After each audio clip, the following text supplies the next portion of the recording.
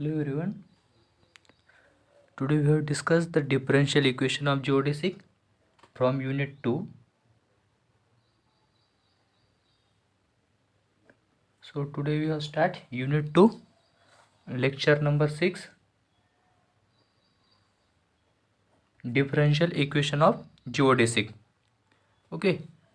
So I have discussed in last sem differential equation of geodesic in the form of geometrical space. सो आज हम geodesic का differential equation निकालेंगे with the form of एक्सट्रीमल्स. मतलब एक्सट्रीमल्स का use करके हम geodesic का डिफरेंशियल इक्वेशंस फाइंड आउट करेंगे. एक्चुअली जो अभी होने वाली जो एग्ज़ाम है वो पूरी एमसीक्यू पैटर्न में होने वाली है.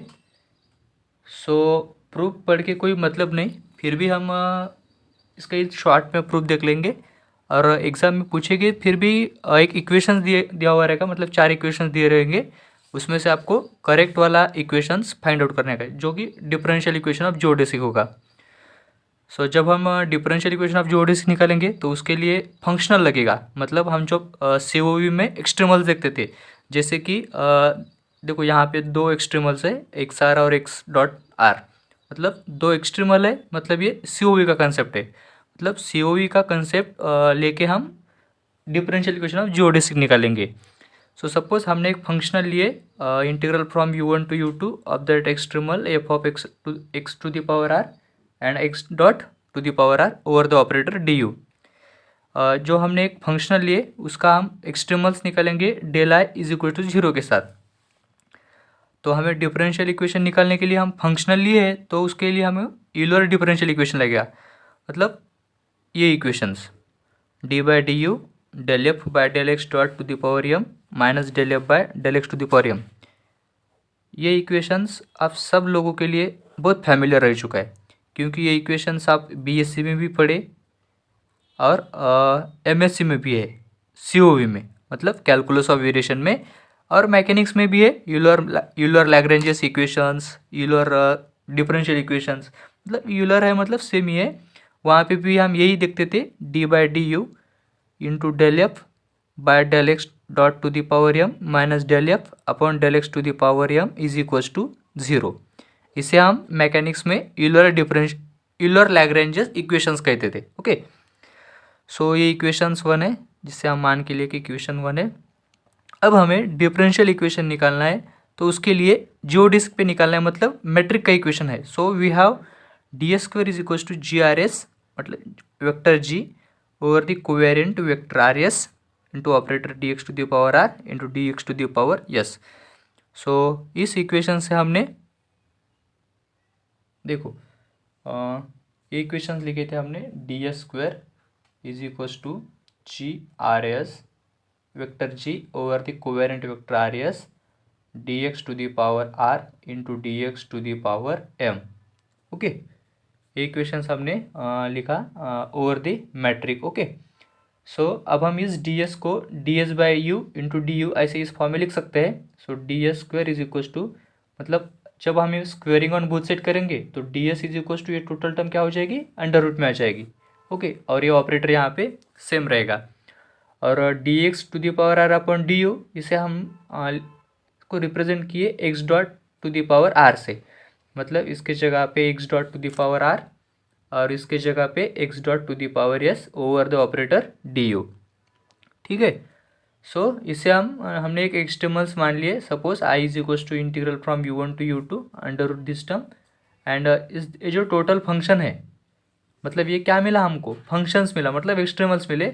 सो functions F of X R to the power X R comma X dot R over the operator same you.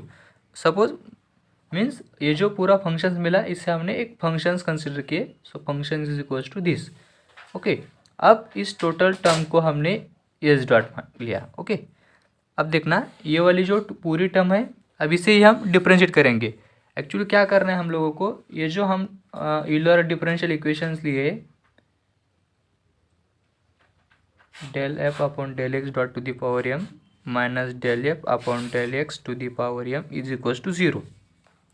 मतलब हम लोगों को ये एक वैल्यू फाइंड करने की है और ये वैल्यू फाइंड करने की है. मतलब ये दोनों की वैल्यू मिल गई, तो इस इक्वेशंस में हम उसे सब्स्टिट्यूट कर देंगे और उसको एक बार डिफरेंशिएट करने के, मतलब मिलने वाला जो इक्वेशंस है वो क्या रहेगा, डिफरेंशियल इक्वेशन ऑफ जियोडेसिक रहेगा। ओके, मतलब कुछ नहीं, कुछ कैलकुलेशन और सिंप्लीफिकेशन है, उसी पर से हमको डिफरेंशियल इक्वेशन ऑफ जियोडेसिक मिल जाएगी। सो हमें पहले क्या निकालना है, del f upon del x dot to the power m निकालना है।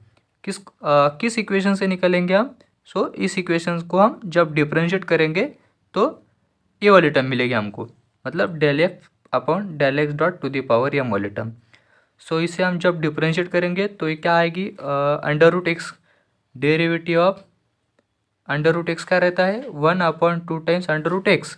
उसी तरह से ये पूरा फंक्शन एक्स मान लीजिए आप, 1/2 और ये टोटल टर्म मतलब 1/2 under root this term and derivative of under root this, okay this term. मतलब जे आर ए से हमने वेक्टर लिए। First function X dot to the power R मतलब del x dot to the power are upon del x dot to the power M, और ये as it is रखा हमने। फिर यहाँ पे हमने ये वाली टर्म एज इट इज़ रखी और इस फंक्शंस को हमने डिफरेंशिएट किए। ओके, ये कैलकुलेशन का पोर्शन है, ये लोग आप लोग भी कर सकते हो। Del f upon del x dot to the power m, ये वाला इक्वेशन मिला। ओके, मतलब ये वाली वैल्यू हमको मिल गई। अब हम निकालेंगे del f upon del x to the power m. अब देखना, जब हम del f upon del x to the power m निकालेंगे, उसी इक्वेशंस को हम डिफरेंशिएट करेंगे विद रिस्पेक्ट टू एम से, मतलब जहाँ पे यम रहेगा वहाँ उसी टर्म पे उसकी टर्म का डिफरेंशिएशन होगा। दिस टर्म हमने इसका डिफरेंशिएशन लिया और उसका कैलकुलेशन करके इसके एस डॉट निकाला, और ये x dot are x dot S से, और ये बाय द क्रिस्टोफल सिम्बॉल्स की प्रॉपर्टी से हम इसे जी आर एस कॉमा एम लिख सकते हैं। हमको ये भी मिल गया।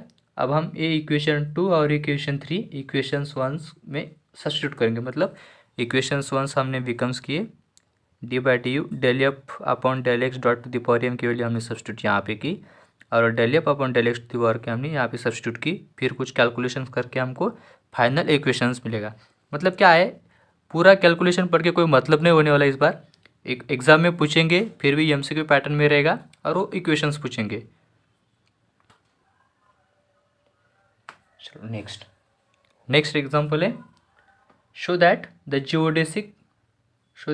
geodesic for the metric d square is equals to minus dx square minus dy square minus dz square plus f of xyz over dt square। geodesic का मेट्रिक हम लोगों को गिवन है। Assume the following differential equations, ये differential equations का form हमें निकालना है, मतलब एज्यूम करके जियोडेसिक का मेट्रिक निकालना है, मतलब क्रिस्टोफल सिंबल निकालना है। ओके, हमारे पास एक मैट्रिक का इक्वेशंस गिवन है। Since the space is of dimensions 4, मतलब इस स्पेस में देखिए टोटल 4 हमारे पास कोऑर्डिनेट दिए हैं, एक्स वाई जेड और टी। मतलब जितने कोऑर्डिनेट उसकी dimensions. Since the space of dimension is 4, we choose that coordinate x1 x, x2 y, x3 z और x to the power 4 is equals to t, मतलब there are 4 coordinates.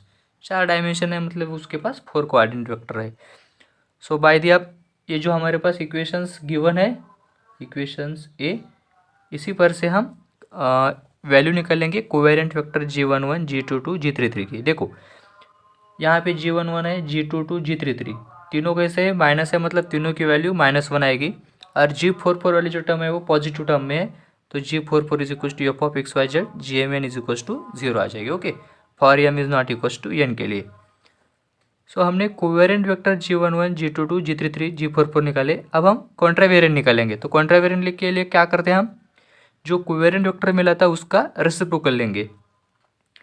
g11 is equal to g22, g22 is equal to g33 is equal to -1। Okay, मतलब इसका हम reciprocal भी लेंगे तो वही value आएगी। जब हम g44 का रेसिप्रोकल लेंगे, G vector g contravariant 44 is equal to 1 upon F of x Y Z. Okay, और gmn is equal to 0 for m is not equal to n, मतलब ये कंडीशंस यहाँ पे होल्ड होनी चाहिए, m और n ये दोनों भी अनइक्वल चाहिए। ओके, अब हमारे पास टोटल 4 कोऑर्डिनेट है, 1 1 इज इक्वल टू 1 1 3 3 4 4 1 2 3 4। ओके, देखो 1 1 के पास सिर्फ एक ही कोऑर्डिनेट है x, इसीलिए हमने उसके नीचे 1 लिखा। ये कैसे लिख रहे हैं हम? बाय क्रिस्टोबल सिंबल में लिखे थे, जब 1 1 के पास एक ही कोऑर्डिनेट है तो उसके नीचे सिर्फ एक लिखेंगे। 2 2 के नीचे कितने कोऑर्डिनेट है? एक ही है, y है, मतलब उसके नीचे हम एक 1 ही लिखेंगे। 3 3 के पास भी एक ही कोऑर्डिनेट है, z है, तो उसके नीचे हम 1 ही लिखेंगे। अब देखना 4 4 के पास टोटल कितने कोऑर्डिनेट है? x भी है, y भी है, z भी है और t भी है, तो उसके नीचे हम क्या लिखेंगे? There are 4 possibilities, so 1 2 3 4। Okay, then that the non zero Christoffel symbols are, मतलब जो Christoffel symbols non zero value देते होंगे वही क्रिस्टोबल सिम्बॉल्स हम लिखेंगे यहाँ पे। So there are 6 Christoffel symbols which is the value of their 6 Christoffel symbols is non zero. Okay, अब देखना जब हम क्रिस्टोबल सिंबल ऑफ 1 टू 1 4 निकालेंगे तो इसकी वैल्यू और क्रिस्टोबल सिंबल ऑफ 1 2 4 1 इसकी वैल्यू क्या आएगी? सेम ही आएगी। मतलब यहाँ पे ये वाला क्रिस्टोबल सिंबल लिखने की कोई ज़रूरत नहीं, क्योंकि दोनों की वैल्यू कैसे आने वाली है? सेम ही आने वाली है। अब ये देखना क्रिस्टोबल सिंबल ऑफ 3 2 3 4, तो 3 2 4 3 की वैल्यू भी कैसे आने वाली है? सेम ही आने वाली है। मतलब क्या होने वाली है यहाँ पे कि ये दो क्रिस्टोबल सिंबल एक दूसरे को क्या करते हैं? कम्यूट करते हैं, मतलब कम्यूटेटिव प्रॉपर्टी वहाँ पे होल्ड होती।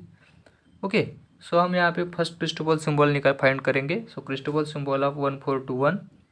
सो ये क्रिस्टोबल सिंबल्स हमने यहाँ पे क्रिस्टोबल सिंबल पर सेकंड प्रॉपर्टी की वजह से 1/2 g⁻1s g of 1s, 4 plus g of 4s, 1 minus g of 1 4, s, मतलब RS के फॉर्म में है ये। R की वैल्यू हमने 1 ली और सॉरी m की वैल्यू हमने 1 ली और n की वैल्यू क्या ली? 4 ली। ओके, सो इस क्रिस्टोबल सिंबल को हमने इस तरह से लिख दिए। सो 1/2, मतलब s की वैल्यू भी आप वहाँ पे हमने 1 सब्स्टिट्यूट कर दी, ये पूरी आ गई। ये दोनों टर्म कैसे हुई? कैंसिल हो जाएगी। ओके, देन g ऑफ 1 1 4 की वैल्यू है f of x upon f, इसका हमने डिफरेंशिएट लिया, मतलब 4 है, मतलब इस फंक्शंस का हम 4 टाइम्स डिफरेंशिएट लेंगे। सो फंक्शंस कांस्टेंट है, मतलब डेरिवेटिव भी एज इट इज सेम वही रिपीट हो जाएगा। So Christoffel symbol of 1 2 1 4 is equals to this. Okay, similarly आप लोग इसका भी निकाल सकते हैं, इसका भी निकाल सकते हैं, इसका और इसका सिमिलरली आप लोग निकाल लीजिए। देखना आप लोग अब इसका इन सब नॉन जीरो क्रिस्टोबल सिंबल देते हुए उसकी वैल्यू निकालेंगे। So then the equations of geodesic are, मतलब जियोडेसिक्स का इक्वेशंस हम लोगों को लगेगा यहाँ पे। So this is the equation of geodesic. So हम इस d2x⁻r अपॉन ds को लिखेंगे x dot two dash plus gamma of m(r) dx⁻m upon ds into dx⁻n upon ds is equals to 0। So that means इसे हम इस तरह से लिख सकते हैं, डबल डिफरेंशिएट है, मतलब 2 बार differentiate plus gamma of m(r), इसे हम ये लिख सकते हैं और इसे ये लिख सकते हैं, is equals to 0। When we substitute r is equals to 1 2 3 4, मतलब r की वैल्यू हम कंटिन्यूसली चेंज करते जाएंगे, तो देयर आर 4 पॉसिबिलिटीज बनेगी, मतलब हमारे पास इस इक्वेशंस के 4 पॉसिबल वेज है। ओके, मतलब इस इक्वेशंस को हम 4 पॉसिबल वेज से लिख सकते हैं। सो फर्स्ट जब हम r is equals to 1 substitute करेंगे तो इक्वेशंस ये फॉर्म में आ जाएगा। ओके, r की वैल्यू हमने 1 लिखी और m 4 लिखे, तो एक पॉसिबिलिटी बन जाएगी। उसके बाद जब हम r is equals to 2 substitute करेंगे तो ये वाली पॉसिबिलिटी बनेगी। जब r is equals to 3 put करेंगे तो ये वाली पॉसिबिलिटी आ जाएगी। देखना उसके बाद जब हम r is equals to 2 put किए थे तो y double dash plus Christoffel symbol of 4 4 two 2, इसकी जो वैल्यू आई थी वो थी f ऑफ y अपॉन 2, तो हमने यहाँ पे सब्स्टिट्यूट कर दिया और t dash as it is आ जाएगा। Then z dash the Christoffel symbol of 4 4 to 3 की वैल्यू थी हमारे पास f z अपॉन 2। सो ये दो इक्वेशंस मिल गए हमारे पास। जब हम r is equals to 4 substitute करेंगे, so r is equals to 4, मतलब यहाँ पे y क्यों आया? क्योंकि r इज इक्वल्स टू हमने 2 लिया और 2 कौन सा कोऑर्डिनेट है? सेकंड वाला, और सेकंड वाला कोऑर्डिनेट है हमारा y। फर्स्ट वाला x, सेकंड वाला y, थर्ड वाला z और फोर्थ वाला t। उसी तरह से जब हम r is equals to 4 substitute करेंगे, so t double dash plus gamma of gamma की वैल्यू आ जाएगी यहाँ पे टी डैश अपॉन एफ और ये total term. So t double dash plus f dash upon f is equal to t dash is equal to 0। अब देखना इस टर्म से हमने दोनों तरफ डिवाइड कर दिए, सॉरी डैश नहीं यहाँ पे, सिर्फ टी। So t double dash upon t plus f dash upon f is equal to 0। देखना आप जो डिनोमिनेटर है उसकी डेरिवेटिव न्यूमरेटर में है, तो जब हम डिनोमिनेटर की डेरिवेटिव न्यूमरेटर में रहती है तो उससे लॉग के फंक्शंस में उसका इंटीग्रेट करते हैं। Okay, so log of t dash plus log of f is equal to log k, by log के प्रॉपर्टी से हम इसे t dash is equal to k by f लिख सकते हैं। और ये जो इक्वेशंस मिला है क्या मिला हमारे पास, जो रिक्वायर्ड डिफरेंशियल इक्वेशंस है। देखना नेक्स्ट आर्टिकल है local Cartesians. So local Cartesians means suppose हमने एक वेक्टर लिए x to the power m with the general coordinate system है, कहाँ पे, एट दैट पॉइंट O पे, और उसकी जो स्पेस पे क्या है वो Vn है। Then the metric form at 0 पे। जब हमने एक वेक्टर लिए x to the power m वाला जो कि जनरल कोऑर्डिनेट था और उसकी जो सिस्टम एट दैट पॉइंट 0 था, वो जो स्पेस है Vn उसमें उसका जो मैट्रिक इक्वेशंस है वो हमने ये लिए d x square is equal to g m n d x to the power M into D x to the power n. Okay, then the coordinates y1 y2 yn caught the local Cartesian of that point O। मतलब ये जो coordinate मिले ये हमारे पास O point पे मिले। Then the above metric reduce, जब हम इस मैट्रिक को रिड्यूस करेंगे तो इस फॉर्म में आएगा d S square is equal to epsilon 1 d y 1 square plus epsilon 2 d y 2 square up to so on epsilon n d y n whole square. और ये जो इप्सिलॉन है जब हम इसको स्क्वेयरिंग ऑन बोथ साइड करेंगे तो epsilon की वैल्यू प्लस माइनस 1 आ जाएगी। Okay, this is the local Cartesians. सिर्फ यहाँ पे दो इक्वेशंस आप लोग याद रख सकते हैं, ये वाला एक और ये वाला एक। नेक्स्ट है theorem necessary and sufficient condition. दोनों कंडीशंस है पूछिए यहाँ पे, नेसेसरी एंड सफिशिएंट मतलब if and only if condition यहाँ पे प्रूव करना होगा। Necessary and sufficient condition that a system of coordinate with geodesic with pole at 0 are that their second order derivative with respect to that metric of the space Vn at all vanishes at that point 0 पे। मतलब जो हमारे पास matric का equations मिलने वाला है वो total term कैसे हो जाएगी, वैनिश हो जाएगी कौन से पॉइंट पे, at the pole at that point 0 पे। देखना प्रूफ बहुत ईजी है, पूरा कैलकुलेशन चलने वाला है इसमें। सो प्रूफ में सपोज हमने मान के लिए let X I be a system of coordinate of that space V N. X I लिए हमने जो कि सिस्टम ऑफ कोऑर्डिनेट है और वो स्पेस में वी एन स्पेस में आता है। Then the transformation of Christoffel symbol of the second kind under the change of coordinate X to the X I in that coordinate system. Okay, so हमने unit lecture 3 में transformation Christoffel symbols पढ़ा था। मतलब ये जो पूरा statement है ये पूरा स्टेटमेंट किसका है, ट्रांसफॉर्मेशन ऑफ क्रिस्टोफल सिंबल का। So given equation of transformation law और transformation of Christoffel symbols are given by, ये इक्वेशंस हमने डिस्कस किए थे ट्रांसफॉर्मेशंस लॉ में। ओके, सो ट्रांसफॉर्मेशन लॉ कहता है अगर कैपिटल गामा और kappa of M N to R dash is equal to capital gamma of P Q to S del x to the power P upon del x to the power M into del x to the power की upon del x dot N plus del two X to the power S upon del X dash M into del X dash N over del X dash R upon del x to the power S. ये पूरा equation हमारे पास क्या था, transformation law of Christoffel symbol. Okay, so अब इस equations को हम इससे मल्टीप्लाई करेंगे दोनों साइड में, del x to the power ये upon del X dash to the power R. जब हम इस दोनों साइड में इसको मल्टीप्लाई कर देंगे तो ये वाला इक्वेशंस मिल जाएगा। Okay, as it is. अब क्या करेंगे हम, देखना ये वाली टर्म एज इट इज़ लिखेंगे यहाँ पे, और यहाँ पे देखना ये और ये बाय द डेल डेल्टा की वेरिएंट प्रॉपर्टी से कैंसिल हो जाएगा, तो यहाँ पे डेल ऑफ ये टू यस बचेगा। ओके, देन अब देखना एज इट इज़ लिखा हमने ये वाली टर्म, और उसके बाद देखना जब अगर ये डेल्टा को हम रिमूव करेंगे तो क्या मतलब अगर डेल्टा ये 2s है, अगर वो दोनों भी डिफरेंट है तो उसकी वैल्यू क्या आती है 1 आती है, और दोनों भी सेम है तो उसकी वैल्यू 0 आती है। मतलब ये दोनों कैसे डिफरेंट है, मतलब इसकी वैल्यू यहाँ पे क्या आई 1 है, और इस इक्वेशंस को हमने यहाँ पे एज इट इज़ लिए। अब देखना इस वाले जो है टोटल टर्म है इसको हमने लेफ्ट साइड में लाए, मतलब ये वाले टर्म बचेगी यहाँ पे del 2 x to the power ये अपॉन दिस टर्म, और ये वाले टर्म इज इक्वल टू ये वाली केस इस साइड में चला जाएगी तो ये वाली टोटल टर्म माइनस बन जाएगी। ओके, अब क्या करेंगे हम इंटरचेंज करेंगे कोऑर्डिनेट का इंटरचेंज जब लेंगे तो जहाँ पे x वाला कोऑर्डिनेट है वहाँ पे हम x i वाला कोऑर्डिनेट लिखेंगे, और जहाँ पे x i वाला कोऑर्डिनेट है वहाँ पे x वाला कोऑर्डिनेट करेंगे।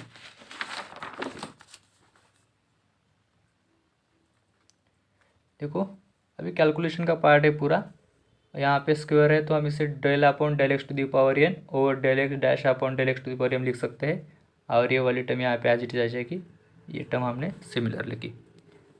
ओके, आप देखो इस टर्म में हमने इस डेल को रिमूव किए, मतलब इसको हम बाय एब्सोल्यूट डेरिवेटिव के फॉर्म में लिख सकते हैं। एब्सोल्यूट डेरिवेटिव कैसे लिखते हैं हम, जब किसी एक वेक्टर को हम उसका पार्शियल डिफरेंशिएशन लेते थे del x to the power m, तो उसको एब्सोल्यूट डेरिवेटिव के फॉर्म में हम इस तरह से लिख सकते हैं del x to the power ये upon del x to the power M, और ये जो डिफरेंशिएट था इसको हम यहाँ पे ऐसे लिख सकते थे। ओके, तो इसे हमने बाय एब्सोल्यूट डेरिवेटिव के फॉर्म में लिखा, और ये वाली टर्म यहाँ पे एज इट इज आ जाएगी। So since X dash is equals to X dash over X for a fixed value of A और X dash to the power A is a scalar and then it's partial derivative covariant derivative, मतलब इसका हमने partial derivative लिया in the form of covariant derivative के form में। So इसको as it is हमने ये लिखा, और ये वाली टर्म पूरी ये आ जाएगी by the partial derivative of covariant के फॉर्म में। ओके, सो देन जब इक्वेशन 1 को हम बिकम्स करेंगे तो इसके जगह पे ये टोटल, मतलब इसके जगह पे ये लिखा था हमने। सो इक्वेशन 1 में जब यहाँ पे ये वाली टर्म थी तो उसकी जगह पे हमने ये लिखी, और ये वाली टर्म यहाँ पे हमने एज इट इज लिखा, मतलब ये वाला इक्वेशंस यहाँ पे हमने बिकम जब किए तो ये जो वैल्यू थी तो इसको हमने कोवेरिएंट डेरिवेटिव लिख के ये वाली वैल्यू लिखी थी X dot to the power ये upon X dot to the power ये इंटू कोवेरिएंट डेरिवेटिव ऑफ यम, मतलब इसके जगह पे हमने ये लिखी और ये वाली टर्म एज इट इज़। सो जब हम वेक्टर वैनिश कहाँ पे करने वाले हैं, वेक्टर वैनिश हो रहा है एट पोल 0 पे, तो उसका डिफरेंशिएशन कहाँ पे लेंगे, अब हम 0 पे लेंगे। ओके, सो इसका हम डिफरेंशिएशन लिए 0 पे, और इस टोटल क्रम का भी लेंगे 0 के साथ, मतलब evaluating at that point 0। So same is equal to 0 if and only if gamma p Q to the power a over at 0, और ये कैसी है नॉन जीरो वाली टर्म है, मतलब इसको हम रिमूव कर सकते हैं, इज इक्वल टू उसको 0 लिख सकते हैं। So if covariant vector is equal to 0 if and only if the system X dash to the power I is a geodesic with at that pole पे, मतलब ये कहाँ क्या हो गया यहाँ पे जियोडेसिक हो गया एट पोल पे।